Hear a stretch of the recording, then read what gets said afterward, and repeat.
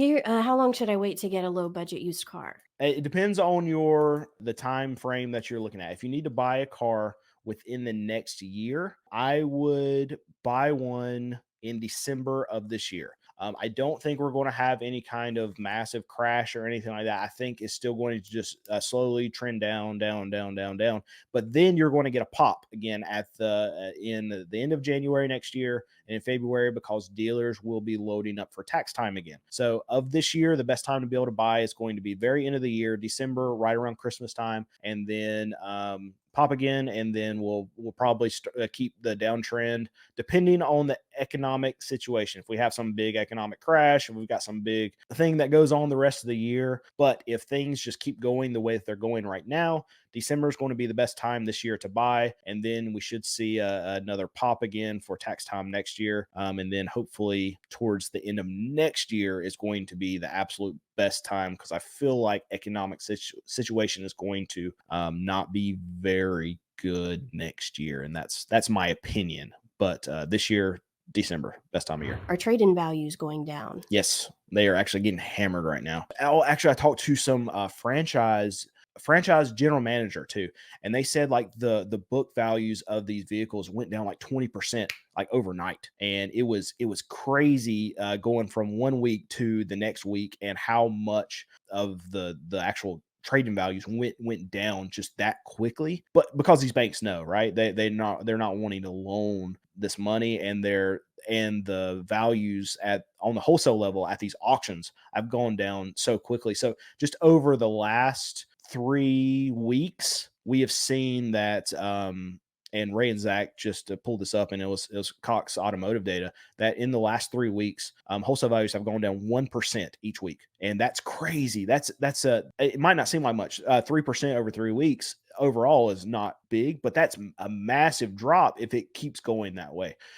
So still not anywhere close to where they need to be, but yes, and trading values are linked to wholesale values. So when wholesale values drop like this, these dealers know that they can only get X amount of dollars for these vehicles, and wholesale values are dropping that much that quickly. Yeah, they're going to be scared and start offering you next to nothing for your trade-ins. They were already offering you next to nothing. Now it's even negative next to much less money, much fewer money, much less dollars, fewer dollars, Bucks. less, yes, Bucks. much less bucks. Great answer. Yes, Great there you go. answer. Good job. All right. What is the most important traits of reliability of a used car? First thing that I want to look at for a used car is safety, like tires, suspension, frame, all of that, because I mean that's your life is the most important thing, right? So if the car's about to break in half when you're going down the road, so safety first, and then you want to motor and transmission are the next two things, because those are the most costly things that you're going to repair in a vehicle. Easy way you can check motor health is by listening to it. If it sounds weird, don't buy it. Also, check the oil in it. If it's milky, stay away from it. That could mean head gasket. That's a very costly expense. Transmission, when you're test driving it and going down the road, make sure it shifts smoothly. You don't feel any bumps. You don't feel any slips. Next thing, other than motor and transmission, what's going to be some costly stuff? Exhaust systems costly, intake, anything like that. Anything that's under the intake, you have to pull any other parts to get to. It's going to be a costly repair. All that stuff is reasonably priced. So motor, transmissions, two big things that you don't have to deal with, but just about everything else on the vehicle, with exception to a transfer case, if you got like a 4-wheel drive vehicle, just take to your mechanic before you buy anything, and that way you'll know what you're getting into before you buy it. I think I didn't answer that question correctly at all, because it says, what's the most important traits of reliability for a used car? The trait that I look for the most reliability in a used car is that it has the Toyota emblem on it. There you go. If someone is paying cash, when would you predict the best time to purchase a new car? And I'm assuming this means an actual brand new vehicle, not just a new to you kind of car. Someone's paying cash. When would you predict the best time to purchase a new car? End of this year, December. Actually, you know what? I don't think new cars are going to be all that affected by tax time next year. Just wait as long as you can. So economic situation is not getting better. Wait as long as possible, and you'll get a better deal the longer you can wait. Can you talk about used Volkswagen prices, specifically 2018 Plus, GTI, and Golf R? Forgot to add text to my paid Yeah, message. so that's not my area of expertise as far as cars go. I can say with Volkswagen though, they are having similar production issues that I'm seeing at least at the dealers that I'm going to, as like Toyota and Honda. Been to some Volkswagen dealers, and they don't have very many new vehicles. And the salespeople that I've talked to is have been saying that okay, when they get these cheaper vehicles in, they're gone as soon as they hit the lot. So that would keep prices for them elevated, where like the American OEMs, they should be dropping prices. I can tell you the OEMs that I have seen just personally, this is just boots on the ground, kind of walking around these dealerships, seeing the ones that are having problems. Toyota, Honda are the obvious ones. BMW, I've seen is having issue. Lexus is an obvious one. Also Toyota, same thing, and Volkswagen. And I want to say there was another one that I saw that was having a lot of issues getting new vehicles, and I can't remember which one the other one was. But those are the ones that I've seen that have had the biggest problems. A very cool piece of lettuce says, I am soon to have a 2020 Kia Soul S with 5,300 miles from a past family member. The Vegas dealership has offered 17,000. Is that worth it in this market? I'm soon to be a fresh engineering So graduate. that's interesting because I just did a video, I think a week and a half ago, and I went to find the cheapest new vehicle that I can find on a lot. And the cheapest thing that I found was a Kia Soul, and it was a 2023, and I believe it was $21,000. So I would go look at the new ones in your area, the 2023s, and if they're only like 21, 22, $23,000, then that dealership is giving you a good offer on that car, and I would sell it, because if you can get a new one for $5,000 more than what you're selling yours for, then I think that's a good deal. I can go ahead and sell it because prices are coming down. So if you're thinking about selling it anyway, and yeah, I would sell it, and then I would buy something cheaper. If this is your only vehicle, I'm not sure what the whole story is behind here, but let's say that you don't have a car and someone gave this to you, and now you have a car. I would sell this and then buy yourself a $5,000 car, and then either put that money back. I would use it for your to help with school, or I would just kind of put it back for a rainy day. You can put it in a high yield savings account. Right now, you can find money market accounts for to get 5%.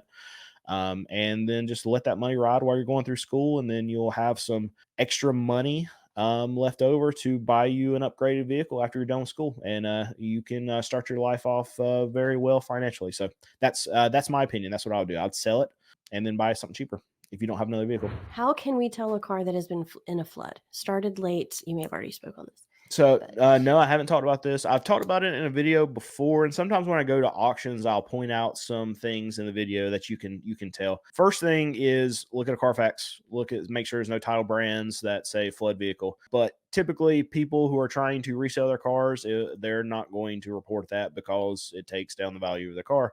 And if they're not reporting it to insurance, then they don't want to put that on the registration, because that means it'll be worth a lot less when they're trying to resell it, right? So whenever you're looking at a car, there are a few things that you can look at to see if the car has been in some substantial water. First thing is you can look around the motor compartment, and there'll be oxidation. And when I say oxidation, it'll look kind of like rust, or like some just some crackling on like metal parts that shouldn't be there. When you're looking at calipers, you're looking at rotors, you're looking at the frame stuff that's underneath the car, you're going to be able to, on cars that are a little bit older, you'll be able to see some rust, some oxidation there. But I'm talking about like on top of the motor, like your motor mounts that are sitting on top of the motor, some of the tops of like the struts, any of the bolts that are around like your converter heat shield on the top coming out of the motor. If you see oxidation around there, then that can throw up some warning signs. Also, you can go into the actual cab of the car, into the interior, and look at the floors.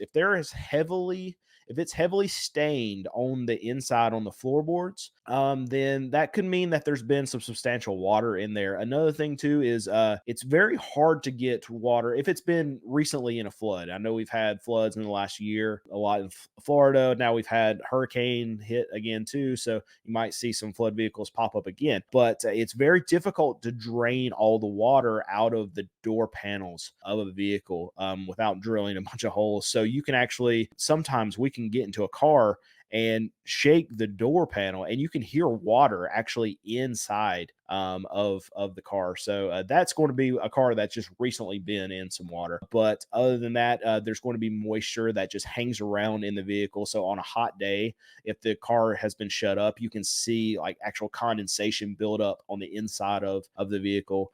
That's another telltale sign that there's water that's been in there or is currently in there. I think I got them all, but the biggest thing is oxidation in the engine compartment that where it should not be, and heavily stained floorboards, and just a smell of like mold or must in the car too. You can smell where water's been sitting.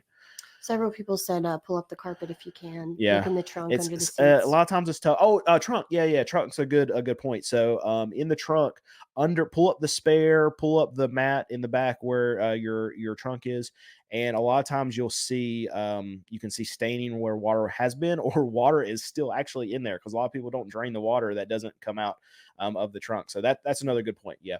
Check there too. What percent of income should car payments be? My opinion is Zero none percentage. percent of your income. 9%. You should buy a car that you can afford and not have to take out debt, and drive it until you save up some more money, and then buy a nicer one, and then drive it till you save up some more money, and then buy a nicer one. That's my opinion on that. I don't like debt. I definitely don't like debt on something that's going to go down in value. Depreciating asset is On the a term. depreciating asset, I don't want to borrow money on that. I'm fine borrowing money on a house, but that's just about the only thing. I don't like debt, and I don't want you to go in debt for a vehicle. So buy something cheap, buy something you can afford, and don't worry about what it looks like. Just make sure it's safe and it's reliable. And you can find safe, reliable vehicles for $3,000, $4,000, $5,000. They're out there. You can find them. It's more difficult to find, but you can do that. Save up some money, buy something like that, and don't be one of these people that go and get a $60,000 car loan and then you're paying on it for the next